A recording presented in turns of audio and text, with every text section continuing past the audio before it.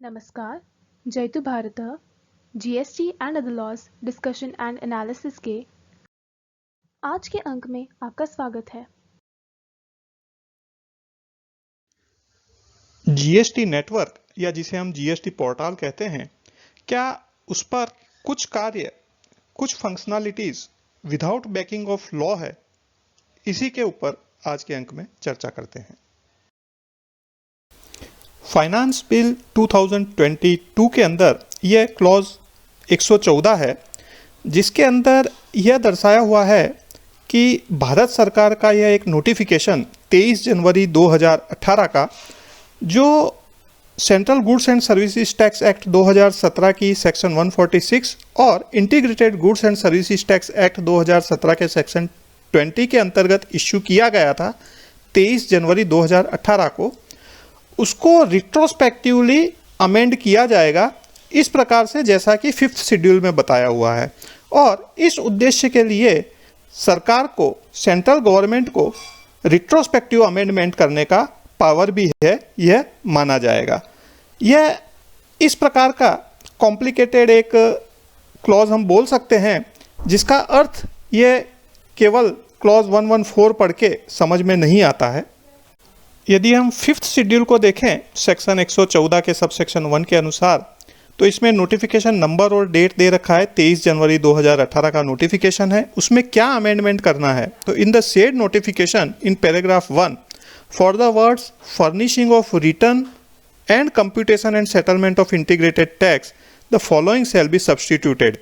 नेमली, जहां पर furnishing of returns and computation and settlement of integrated tax लिख रखा है, उसके बदले में यह वर्ड्स सब्सटीट्यूट करने हैं furnishing of returns and computation and settlement of integrated tax and save as otherwise provided in the notification number so and so dated 13 December 2019 all functions provided under the central goods and services tax rules 2017। Central goods and services tax rules 2017 में जो भी कार्य बताए हैं, वे भी इसके अंतर्गत उनको ऑथोराइज किया जा रहा है। और इस अमेंडमेंट की डेट ऑफ इफेक्ट कौन सी रहेगी? 22 जून 2017। तो अब पहले ये नोटिफिकेशन देख लेते हैं कि 23 जनवरी 2018 का नोटिफिकेशन और उसके पहले के भी नोटिफिकेशन क्या कहते हैं।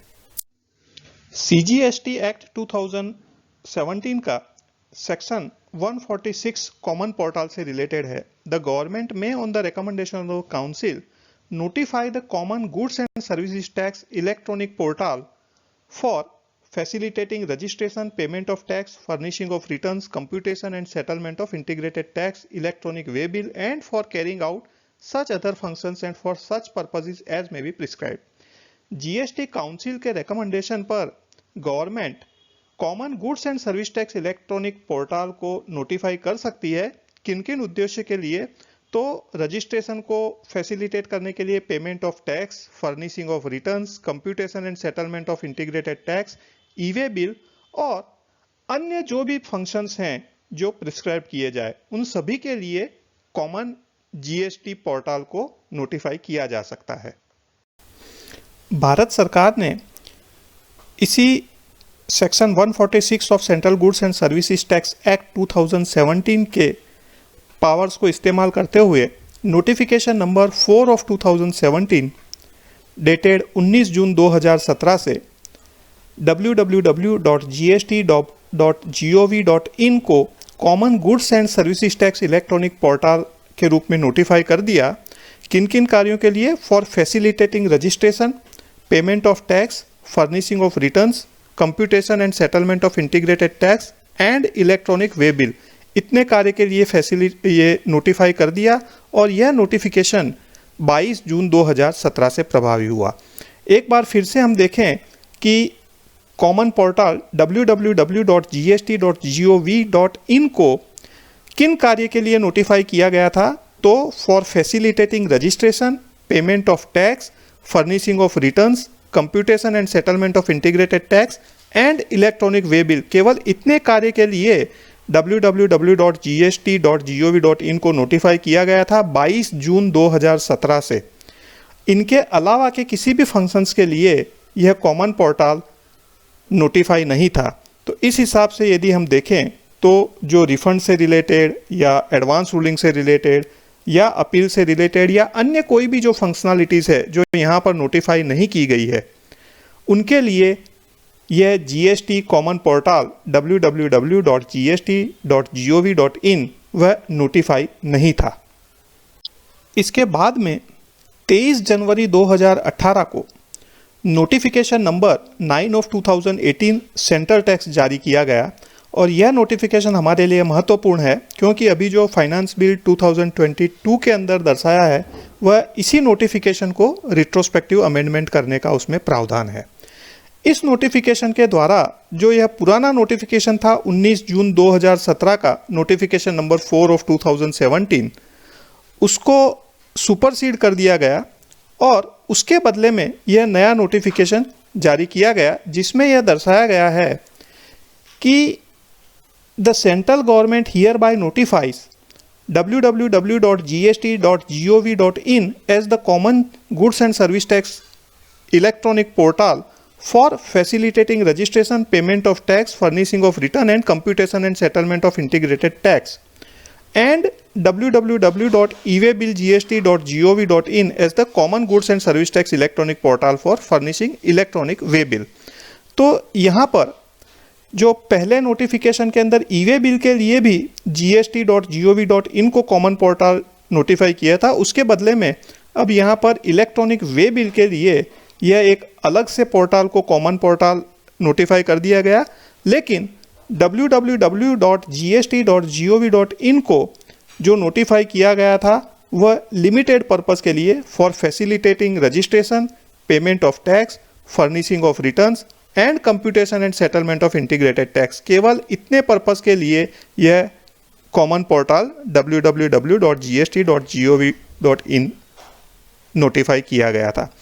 ई-वे बिल से रिलेटेड जो भी ये पोर्टल है उसको बाद में भी अमेंड करके उसके अलग अलग 1 से लेकर 10 तक के अलग अलग जो आईडी हैं वहाँ पर उनको नोटिफाई किया गया था, लेकिन ये जो अन्य कार्य हैं उनमें कोई भी संशोधन नहीं किया गया था।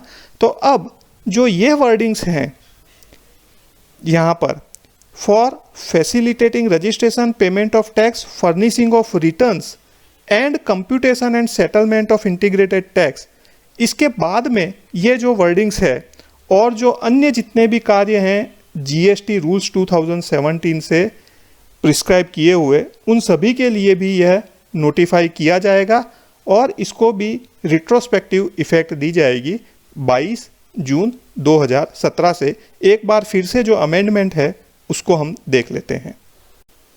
यह जो अमेंडमेंट है उसमें हमने जो अभी नोटिफिकेशन देखा था उसमें जो वर्डिंग्स यूज़ किए जाएंगे furnishing of return and computation and settlement of integrated tax, and ये जो वर्डिंग्स है and save as otherwise provided in the notification number so and so dated 13 December 2019, ये जो 13 दिसंबर 2019 का नोटिफिकेशन है उसमें ई-वे बिल से रिलेटेड जो अलग अलग वेबसाइट दर्शाई गई है, उसके अलावा जितने भी फंक्शंस है all functions provided under the central goods and services tax rules 2017, उन सभी कार्य के लिए जो www.gst.gov.in है उसको नोटिफाई कर दिया जाएगा। और ये कब से किया जाएगा? 22 जून 2017 से। 1 जुलाई 2017 से जीएसटी लागू हुआ था, लेकिन क्योंकि सेक्शन 146 22 जून 2017 से लागू हो गया था तो उस तारीख से इसे लागू कर दिया जाएगा। तो काफ़ी चीज़ें तो ये अमेंडमेंट से रेगुलराइज हो जाएगी, लेकिन फिर भी जो लोग जीएसटी से शुरुआत से जुड़े हैं उनको पता होगा कि इवन 22 जून 2017 से पहले भी 2016 के अंत से ही अक्टूबर नवंबर 2016 से ही जो पुराने टैक्सेस पुराने रिजीम के अंदर जो लोग रजिस्टर्ड थे उनका माइग्रेशन जीएसटी के अंदर करने की प्रक्रिया प्रारंभ हो गई थी और वह भी इसी पोर्टल www.gst.gov.in के माध्यम से हुई थी।